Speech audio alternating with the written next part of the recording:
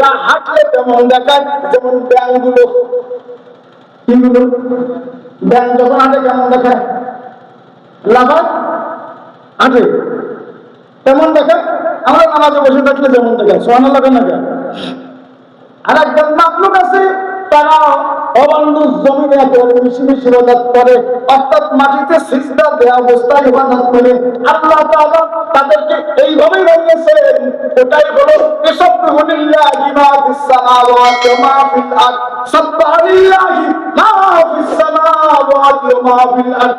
এই আসমান জমিন চন্দ্র সূর্য গ্রহ নক্ষত্র কীট পতঙ্গ পশু পাখি যা কিছু আছে সবাই আমার ইবাদত করেই যাচ্ছে করেই যাচ্ছে। কেউ দাঁড়ানো অবস্থায় গাছগুলো, নারকেল গাছ, সুপারি গাছ, আম গাছ, জাম গাছ, মেহগনি গাছ, যত গাছ সব কি অবস্থা আছে? আল্লাহ বলেন এরা আমার ইবাদত করছে। সুবহানাল্লাহ। আল্লাহ তাআলা এই বনি আদমকে এত মর্যাদা দিয়েছেন কেন?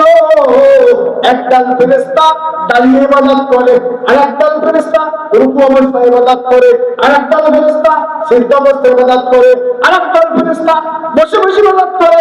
জগৎ সংসারে যত ফেরেশতার ইবাদতের পদ্ধতি আছে, যত মাখলুকের ইবাদতের পদ্ধতি আছে, সব পদ্ধতিগুলো এই আশরাফুল মাখলুকাত ইনসানের নামাজের মধ্যে আল্লাহ তাআলা ঢুকাই দিয়েছেন। সুবহানাল্লাহ। নামাজ আমাদের দাঁড়াতে হয়, কারণ একদল মাখলুক দাঁড়ায় ইবাদত করে। নামাজ আমাদের রুকু করতে হয়, কারণ একদল মাখলুক রুকু অবস্থায় ইবাদত করে। নামাজ আমাদের সিজদা করতে হয়, কারণ একদল মাখলুক সিজদা করে ইবাদত করে। আরেকটা নামাজ আমাদের বসে থাকতে হয়, কেন? একদল মাখলুক বসে বসে ইবাদত করে। সব ইবাদতকারীদের ইবাদতের পদ্ধতিগুলো আল্লাহ তাআলা নামাজের মধ্যে দান করেছেন। এই জন্য এই মানুষ আদম বনি আদম আল্লাহর খলিফা, এদের সম্মান এলেমের কারণে, এদের সম্মান ইবাদতের কারণে, এদের সম্মান নামাজের কারণে। সুবহানাল্লাহ। এই ইনসান আল্লাহর ইবাদত করে, এর কিছুক্ষণ দাঁড়ায় থাকলে কষ্ট হয়, ফেরেশতারা দাঁড়ালে কষ্ট হয় না। রাত্রেবেলায় অবন্য কখনো কখনো কারো ঈশার নামাজ শুনে যায়, কারণ দূরের কারণে ঈশার নামাজ পড়তে পারে না। আর একদল আছে ফজরের নামাজই পড়ে না, আর একদল বান্দা আছে ঈশার নামাজও পড়ে, ফজরের নামাজও পড়ে, মধ্যবর্তী অবন্ধু এই রাত্রেও কিছু নফল নামাজ পড়ে, শেষ রাত্রে আগে আগে উঠে তাহাজ্জুদ পড়ে। আছে কি আছে না? আল্লাহ তাআলা বলেন এই ফেরেশতা ইন্নী আ'লামু মা লা তা'লামুন। এই ফেরেশতারা তোমরা যা জানো তোমাদের জানা কিন্তু শেষ না, আমি যা জানি তোমরা তা জানো না। অর্থাৎ ফেরেশতারা তোমাদের ইবাদত করতে কষ্ট হয় না, তোমাদের ঘুম পড়া লাগে না, তোমাদের খাওয়া লাগে না, তোমাদের পান টানা লাগে না, বিশ্রাম লাগে না, ক্লান্তি নাই, শ্রান্তি নাই, বউ লাগে না, স্বামী লাগে না, কথা বলেন। তোমাকে পোলাপান হয় না যে তাদের কামাই করে খাওয়ানো লাগবে। কিন্তু আমি আল্লাহ এমন সৃষ্টি করতে চাই যাদের নাম হলো ইনসান বনি আদম খলিফা। এরা আমি আল্লাহর ইবাদত করবে, আবার খাওয়াও লাগবে, খাওয়াও জোগাড় করা লাগবে, পানিও জোগাড় করা লাগবে, আবার ঘুমানোও লাগবে, বিশ্রামও লাগবে, বিয়ে করাও লাগবে, সংসার ধর্ম হবে, সন্তান আদি হবে, এদের জন্য বাড়তি ফিকির করা লাগবে, কষ্ট করা লাগবে, ঠিক কিনা? এই ফেরেশতারা শুনে রাখো, তোমাদের সারা জিন্দেগীর সব ফেরেশতা সব ইবাদত এক জায়গায় করা যদি এক পাল্লায় দেওয়া হয়, আমার বনি আদমের একদিন এক রাতের ইবাদত যদি আর এক পাল্লায় দেওয়া হয়, তাহলে আমার বনি আদম এই আদম সন্তানদের এক রাতের একদিনের ইবাদতের পাল্লা ভারী হয়ে যাবে। কারণ তোমাদের ঝামেলা নাই, কষ্ট নাই, ক্লান্তি নাই, কিচ্ছু নাই, প্রয়োজন নাই। ইনসানের সব আছে, এর ভিতর দিয়ে ডেইলি 5 বার নামাজ পড়া চাইছি না, কথা হয় না। প্যারা হাজিরিন, রমজান মাসে রোজা রাখা, সারাদিন না খেয়ে দেখতে আবার কাম কাজে চালু রাখতে হবে, যেন কোনো মানুষের যেন কোনো সৃষ্টির কাজ না। আবার বছরে কিছু কিছু রোজা রাখবে, সোমবার রোজা রাখবে, বৃহস্পতিবার রোজা রাখবে, মাসে 13, 14, 15 সাদের রোজা রাখবে, শাওয়াল মাসে 6টা রাখবে, আশুরার সময় 2টা রাখবে, আর এই জিলহজ মাসে 9টা রোজা রাখবে। এই রোজা রাখতে যাদের কষ্ট হবে, তোরা তো সারা জীবন রোজা রাখিস, ওদের রোজা ছাড়া আর কিছু আছে? খায় না, মান করে না, ঠিক কিনা বলেন? রোজাই তো চলছে। তাদের এই রোজার কোনো মূল্য নাই, কারণ তাদের খাওয়ার চাহিদাই নাই, পান করার চাহিদাই নাই, কথা নয় না? আমাদের আসিকে আছে না? এই জন্য আমাদের রোজারও দাম বেশি, আমাদের নামাজেরও দাম বেশি, আমাদের সব ইবাদত বন্দেগীর দাম ফেরেশতাদের ইবাদতের চেয়ে আল্লাহ বেশি বানাই দিয়েছেন। কারণ আমাদের আছে কষ্ট, আমাদের জীবন আছে পরীক্ষা। এই পরীক্ষা যে যত দেবে তার দাম তত বাড়বে। এই আলোচনায় আমি শুরু করেছিলাম, ইব্রাহিম আলাইহিস সালামকে আল্লাহ তাআলা অনেক পরীক্ষা দিয়েছেন, আমাদের ওই একই পথে পরীক্ষা দিতে হবে কি হবে না? এই জন্য এই 10 দিনে 10টা আমল করবো, কয়টা? 1 নম্বর, 10 রাতে কিছু ইবাদত করবো, 9টা রোজা রাখবো ইনশাআল্লাহ। অন্যদেরকেও বলবো, একটা রোজায় কয়টা, কত সব মনে আছে? এক রোজায় 1 বছরের রোজা রাখার সব। এক এক রাতের ইবাদত এক একটা লাইলাতুল কদরের সব। সুবহানাল্লাহ। 2টা আমল করো। 3 নম্বর, নবীজি বলেন, সময় ওই লোক যা দিয়ে গেছে, পার হয়ে গেছে, তাড়াতাড়ি শেষ করছি। 3 নম্বর আমল, এই কয়েকদিনে 4টি জিকির বেশি করবো, কয়টা? নবীজি বলেন, ফাকসিরু ফিহা তাহলিল, বেশি বেশি লা ইলাহা ইল্লাল্লাহ জিকির করবা। নবীজি বলেন, সহিহ মুসলিম।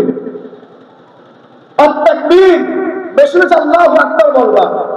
আত-তাহমিদ, বেশি বেশি আলহামদুলিল্লাহ বলবা। আত-তাসবিহ, বেশি বেশি সুবহানাল্লাহ বলবা। একসাথে মিলাও বলতে পারেন, আলাদা আলাদা বলতে পারেন। এই 4টে তাসবিহ জিকির নবীজি নিজেই দিয়ে গেছেন। এই কয়েকদিন এই কয়টা বেশি বেশি বলবা। একসাথে বলতে পারেন সুবহানাল্লাহ, আলহামদুলিল্লাহ, ওয়া লা ইলাহা ইল্লাল্লাহ, আল্লাহু আকবার, এটাও বলতে পারেন।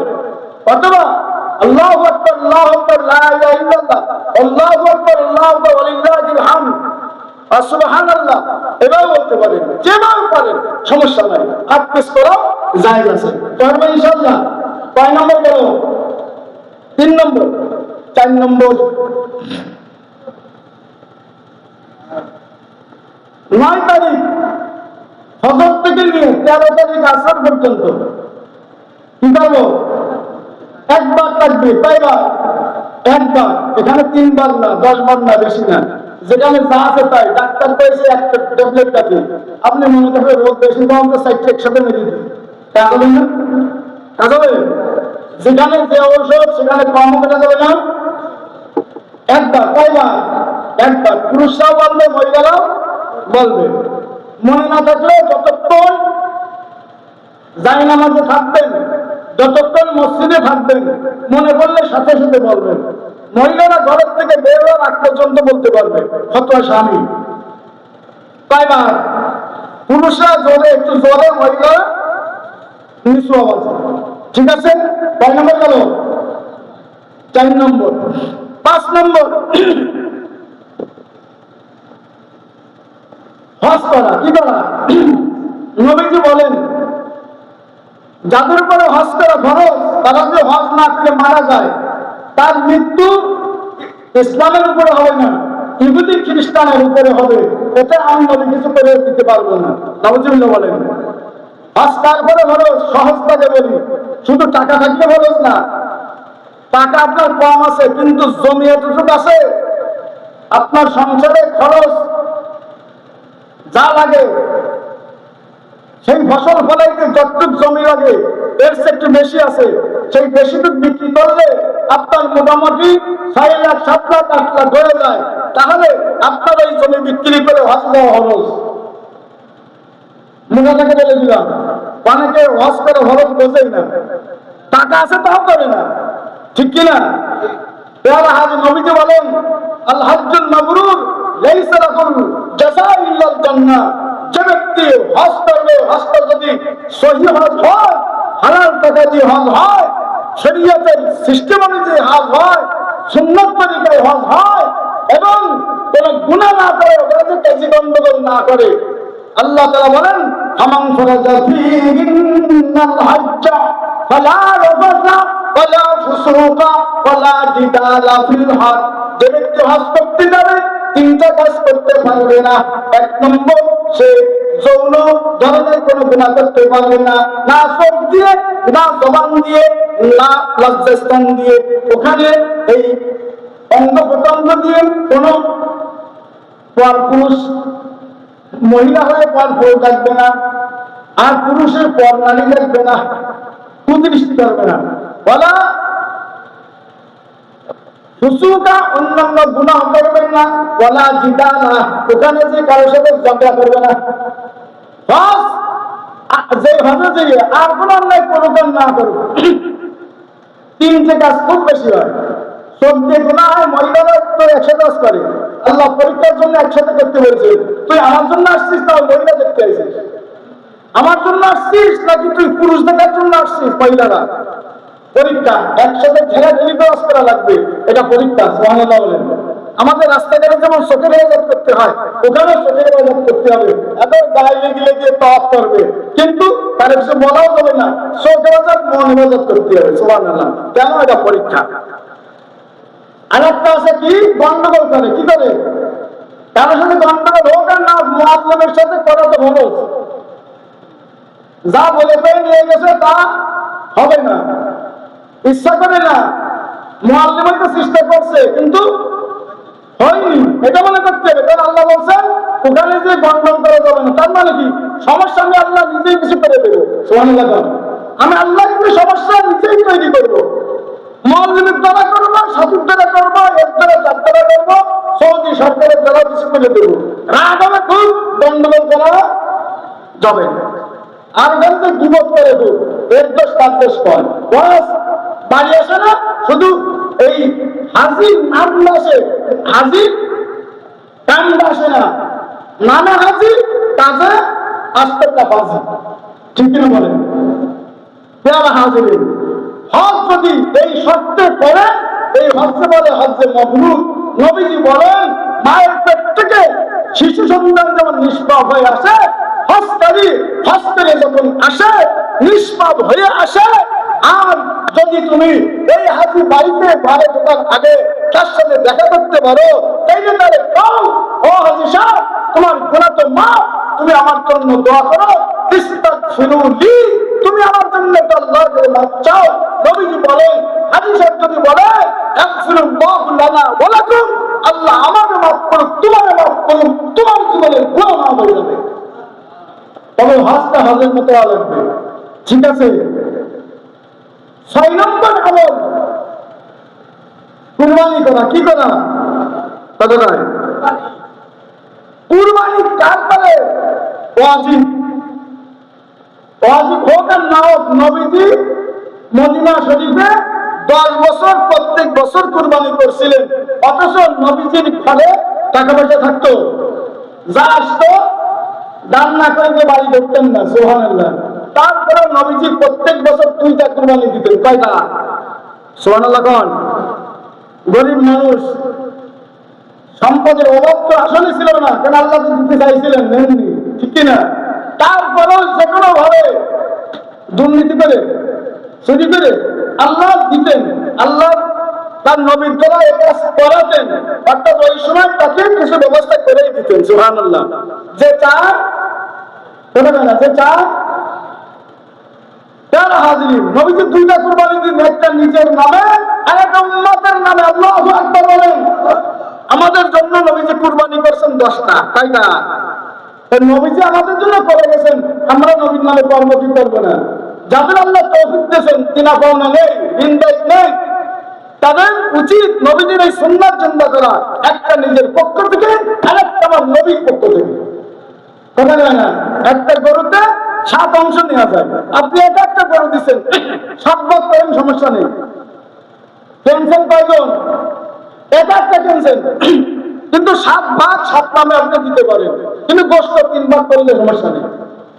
7 ভাগ করা লাগবে না, কারণ টাকা কে দিছে? এটা একজন দিছে। সাব্বাত করে একটা নিজের নামে আর একটা আমার নবী শাফাতের নবীর নামে, সুবহানাল্লাহ। আর একটা বাপ জীবিত থাক আর মারা যাক বাপের নামে, মা জীবিত থাকুন আর মারা যান মায়ের নামে। আর একটা নিজের স্ত্রীর নামে, স্ত্রী যদি কুরবানি করে স্বামীর নামে। কয়টা হয়ে গেল? হ্যাঁ, চারটে আর কয়টা? তিনটে। আর তিনটে তিনজনের নামে, যার নামে ইচ্ছা, যাদের ভালো লাগে তার নামে দেন। ইমাম সাহেবের নামে একটা দেন, কারণ আপনার জানাজা কেনা হবে, কথা বল না। এসে বললেন হুজুর আপনার নামে বলে আমি একটা শেয়ার রাখছি। দেখেন আপনি মারা গেলে আপনার সন্তান জানাজার সময় কাঁদুক আর না কাঁদুক, আপনার ইমাম সাহেব কান্নাকাটি করে জানাজা পড়াবে, আপনার করে হাত উঠাবে, চোখের পানি পড়বে, সাথে সাথে কবুল হয়ে যাবে।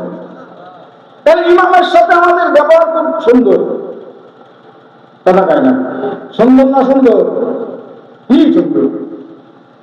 ইমামের সাথে আর মুয়াজ্জিনের সাথে, বোর সাথে গন্ডগোল করুক আর না করুক, গন্ডগোল করে পারুক আর না পারুক, মসজিদে এসে বড় বীর বাহাদুর যে বোর সাথে একটা কথা বললে 10টা শোনা লাগে, এখানে এসে উনি সব দেয়। তারপরে মুয়াজ্জিনে বলে 1 নম্বর, 2 নম্বর ইমামের বলে, ঠিক কিনা? কি ব্যাপার? অ্যাক্সিডেন্ট দেরি হলে কেন? মুয়াজ্জিন কি ব্যাপার? দুটো দেখা যায় কেন? কথা হয় না। বলছুখানে ময়লা কেন? গন্ডগোল করবে কি করবে না? শোনেন, এই দুইজনের সাথে যদি আপনি ব্যবহার ভালো করেন, এরা যদি আপনার পক্ষে আল্লাহর কাছে সাক্ষ্য দেয়, তাহলে আল্লাহ তাআলা সবার আগে এদের ডাক শুনবেন ইনশাআল্লাহ। প্যারা হাজিরিন, আপনার বাড়ি মৌলিক প্রয়োজন বাদ দিয়ে ঘর আছে 4টে, লাগে 3টে, একটা লাগে না, ওই ঘর আর ঘরের জমি মূল্য করতে হবে। আপনার বাগানে যত গাছ আছে গাছগুলোর মূল্য করতে হবে।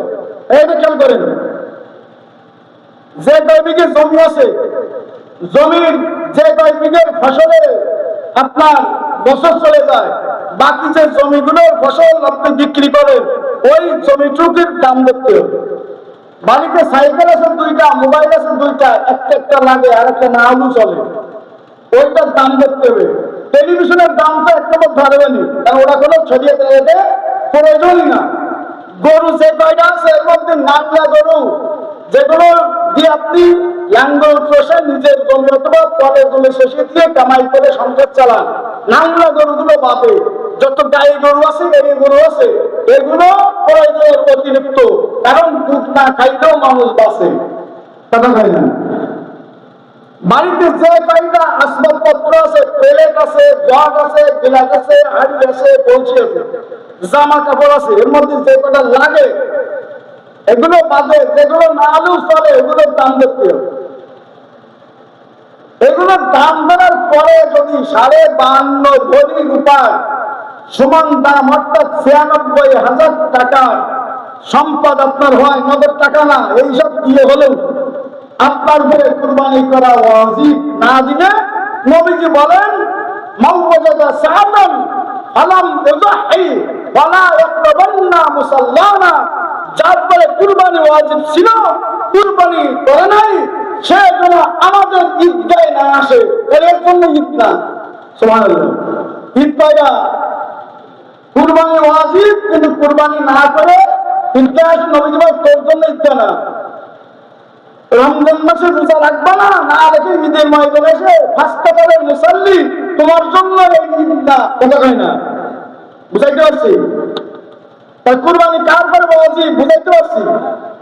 এখন দেখেন, আপনি 10 লাখ টাকার দিনে আছেন, আর এইগুলো হিসাব করে যা হয়েছে প্লাস মাইনাস করে দেখা গেল আপনার মাইনাস বেশি, প্লাস নাই, অর্থাৎ ঘাটতি বেশি, তাহলে কুরবানি করা ওয়াজিব না, কুরবানি করা যাবে না, কারণ দিনাশো লাগে।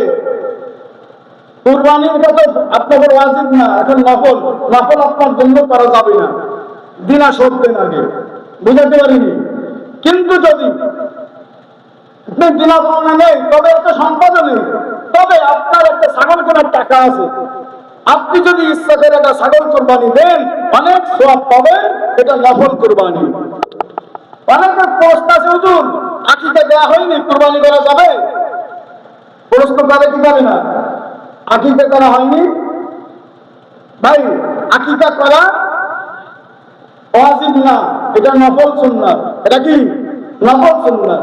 কুরবানি করা কারোর জন্য ওয়াজিব, কারোর জন্য নফল। এই জন্য কুরবানির সময় কুরবানি করাটাই উত্তম। ওয়াজিব হলে তো করাই লাগবে, ওয়াজিব না হলেও আকিকা না দিয়ে কুরবানি করা উত্তম। তবে যদি কেউ আকিকাও করে জায়েজ আছে। অনেকে প্রশ্ন করে, হুজুর গরুর মধ্যে কি আকিকা নেওয়া যাবে কুরবানির পশুতে? অবশ্যই নেওয়া যাবে, কোনো সন্দেহ নাই। আপনি যদি একটা গরু কিনছেন, আকিকা করা হয়নি নিজেরটা অথবা সন্তানের অথবা বউর অথবা আরো কারো আপনজনের, তো তাদের সে আকিকাগুলো এর মধ্যে আপনি ফেলাইতে পারেন। একটা কুরবানি দিলেই হবে, বাকি 6টা আকিকা দিতে পারবেন, সমস্যা নেই। বুঝাইতে পারিনি? গরিব লোক একটা পশু কিনছেন, কোনো সমস্যা হয়নি, তাইলে আমরা পাল্টাতে পারবে না, ওইটাই কুরবানি করবে। যদি মরে যায় তাহলে আরেকটা কিনা লাগবে না। অসুস্থ হলে যদি বিক্রি করেন, তাহলে মাতুব্বারি করে আগে বিক্রি করে দিলেন, তাহলে ওই টাকা দিয়ে আরেকটা কিনা লাগবে। কারণ নফলের নিয়াত করলে পুরা করা ওয়াজিব হয়ে যায়। নামাজ নফল না শুরু করেছে আল্লাহু আকবার, মনে থেকে যে এখানে নফল করবো না, না অত আর কি করা যাবে না। শুরু করেছেন, সময় যদি থাকে তাহলে শেষ করতে হবে। অর্থাৎ জামাতের সময় হয়ে গেছে, খেয়াল করেননি, এর মধ্যে তাকবীর শুরু হয়ে গেছে খামত, তাহলে নফল নামাজ শেষ করতে হবে। সুন্নাত নামাজও ওখানে পুরস্কার দিতে হবে, ফজরের সুন্নাত না হয়। সিস্টেম হলো কি, জানবেন একটা সালাম দেবেন, আসসালামু আলাইকুম, একটা সালাম দিয়ে জামাতে শরীক হয়ে যাবে। তবে যদি দেখা যায় এক রাকাত হয়ে গেছে, দ্বিতীয় রাকাত শুরু করছেন, তাহলে তাড়াতাড়ি দ্বিতীয় রাকাত শেষ করে 2 রাকাতে সালাম ফিরাবেন, শর্টকাটে নামাজে শরীক হয়ে যাবে। কারণ জোহরের আগে 4 রাকাত সুন্নাত, সুন্নাতে মুআক্কাদা, ঠিক আছে? কিন্তু জামাতে নামাজ পড়া ওয়াজিব, প্রথম রাকাতে ওয়াজিব। নামাজ তো ভালো, কিন্তু জামাতে পড়া কি ওয়াজিব। তো মহিলাদের জন্য জামাত নাই, এদিকটা গান, মহিলাদের জন্য কোন জামাত নাই। ওয়ালাইসা লিন-নিসাই আল-জুমআতু ওয়াল-জামাআতু ওয়াল-ঈদাইন, মহিলাদের জন্য জুমাও নেই, মহিলাদের জন্য 5 ওয়াক্ত জামাতে নামাজও নেই, ঈদের নামাজও নেই। কারণ সহিহ বুখারী 669 নম্বর হাদিস, সহিহ বুখারী 669 নম্বর হাদিস, মা আয়েশা সিদ্দিকা রাদিয়াল্লাহু তাআলা আনহা বলেন, লাউ আদরাকা রাসূলুল্লাহ সাল্লাল্লাহু আলাইহি ওয়াসাল্লাম মা হাদাসান নিসাউ লা মানাহুন্না। মা আয়েশা সিদ্দিকা বলেন, মহিলারা যে আকাম শুরু করেছে, অর্থাৎ বাড়াবাড়ি পর্দা বসিদার বেলায় নেই, এটা যদি নবীজি দেখে যাইতেন, নবীজি যদি মহিলাদের এই অধপতন দেখতেন, তাহলে নবীজি তো মহিলাদের মসজিদে আসার অনুমতি দিছিলেন, কিন্তু এখন আর অনুমতি রাখতেন না, নিষেধই করতেন। সুবহানাল্লাহ। এই একটা প্রশ্ন করি, বলেন দেখি, এই জামানার মহিলারা বেশি ভালো না নবীর সাহাবীদের জামানার মহিলারা বেশি ভালো? কথা কাছে না, এই জামানার মহিলারা খুব ভালো নবীর সাহাবী মহিলাদের চেয়ে। তাদের জন্য যদি নিষেধ হইতে পারে, তাহলে এই জামানার জন্য কি জায়েজ? একটা কথা শোনেন, অনেকের মনে আছে যে আসলে সমস্যা কি? আসলে সমস্যা 2টা, কয়টা? 1 নম্বর, মহিলারা মসজিদে এসে সওয়াব বাড়বে না, বরং কমবে। এক মহিলা নবীজির এসে বলছেন, ইয়া রাসূলুল্লাহ, আমি চাই আপনার পিছনে নামাজ পড়তে, কিন্তু আমার স্বামী আসতে দিতে চায় না, আপনি তো আমার স্বামীর একটু বলে দেন না, আপনি বলে দিলে তো আর আমার নিষেধ করবে না। নবীজি বলেন, মাগো, তোমার সম্পর্কে আমার জানা আছে। সুবহানাল্লাহ বলেন। ভাই জিবরাইল বলছেন, অথবা যে কোনো ভাবে নবীজি জানছেন, মাগো তোমার সম্পর্কে আমার জানা আছে, তবে মাগো তুমি আমার পিছনে নামাজ পড়তে চাও কেন? তাহলে ভালো লাগে, তাহলে ভালো লাগা বেশি উত্তম, ভালো লাগা বেশি উত্তম না সওয়াব পাওয়া বেশি উত্তম? বলে সওয়াব পাওয়া বেশি উত্তম। নবীজি বলেন তুমি আমার পিছনে নামাজ না পড়ে তোমার এলাকার মসজিদে যদি পড়ো তাহলে তোমার জন্য খায়রুল রাখে, তোমার জন্য বেশি সওয়াব। তুমি যদি তোমার এলাকার মসজিদে নামাজ না পড়ে তোমার বাড়িতে নামাজ পড়ো তাহলে সেটা তোমার জন্য আরো বেশি লাভ, আরো বেশি সওয়াব। তুমি বাড়িতে যদি প্রকাশ্যে না পড়ে যদি তোমার বাড়ির নির্জন জায়গায় পড়ো তাইলে তোমার জন্য আরো বেশি সওয়াব। আবু দাউদ শরীফ সহ সুনানের বিভিন্ন হাদিসের মধ্যে সহিহ সনদে এই হাদিস বর্ণিত হয়েছে। বলেন মহিলারা মসজিদে এসে নামাজ পড়তে চায় কেন? নবীর জামানার মহিলাদের যে উদ্দেশ্য, এই জামানার মহিলাদেরকে আলাদা কোনো উদ্দেশ্য না, একই উদ্দেশ্য, একই উদ্দেশ্য। হয়তো ভালো লাগে মসজিদে আসতে অথবা সওয়াব বেশি পাওয়ার আশায়। নবীজি বলেন ভালো লাগা আসল না, সওয়াব হলো আসল। তুমি যদি মসজিদ এসে নামাজ পড়ো, পুরুষেরা মসজিদে এলে 27 গুণ সওয়াব, তুমি এখানে এসে নামাজ পড়লে তোমার 1 গুণের বেশি সওয়াব হবে না, সব কমে যাবে। তুমি বাড়ি পড়লেই তোমার জন্য 27 গুণ সওয়াব। বুঝাইতে পারিনি? ওমর রাদিয়াল্লাহু মহিলাদের কাকে নিষেধ করে দেয়, খবরদার তোর মহিলা মসজিদ আসবে না। সুবহানাল্লাহ। বলেন ওমরের বুঝ বেশি ভালো না তুমি এই জামানার পণ্ডিতদের বুঝ বেশি হলো? ওমর কি ইসলাম বেশি বুঝতেন না এই জামানার পণ্ডিতরা বেশি বুঝতে? বলে কোনো হয় না। এই ওমরের বুঝ যদি এক পাল্লা দেওয়া হয় আর এই জামানার সব পণ্ডিত পৃথিবী যত ইসলামী পণ্ডিত সব এক পাল্লা যায়, কার পাল্লা ভারী হবে? নবীজি বলেন